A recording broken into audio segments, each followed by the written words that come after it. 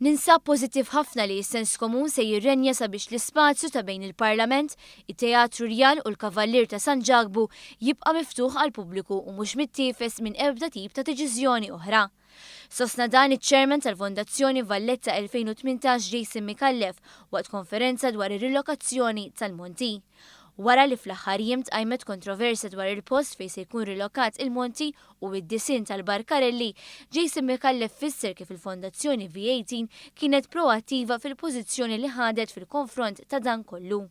U għażiet li fid-29 ta' Lulju li għadda il-V18 flimkien mal-Heritage Malta, il-Kunsill Malti għall-Arti, it-Teatru Manuel, Pjazza Teatru Rjal, l-Orkestra Filarmonika Nazzjonali u l-Kavallier ta' San Ġagbu kitbu lill-Ministeru għall-Ekonomija, Investiment u Trapriżi Żgħar sabiex joġġezzjonaw għal pjanijiet inizjali dwar ir-rilokazzjoni tal-monti.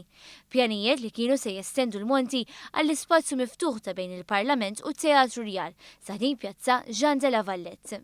Aħna bħala fondazzjoni il-naxxur sħaħ flimkien mal-entitajiet kollha kulturali tal-Gvern noġġezzjonaw bil-qawwa kollha li dan l-ispazju miftuħ li huwa kreat apposta b'mod speċjali fil-proġett li dalwaqt jitlesta tad-daħla ta' il-Belt ingħata lura lill-pubbliku.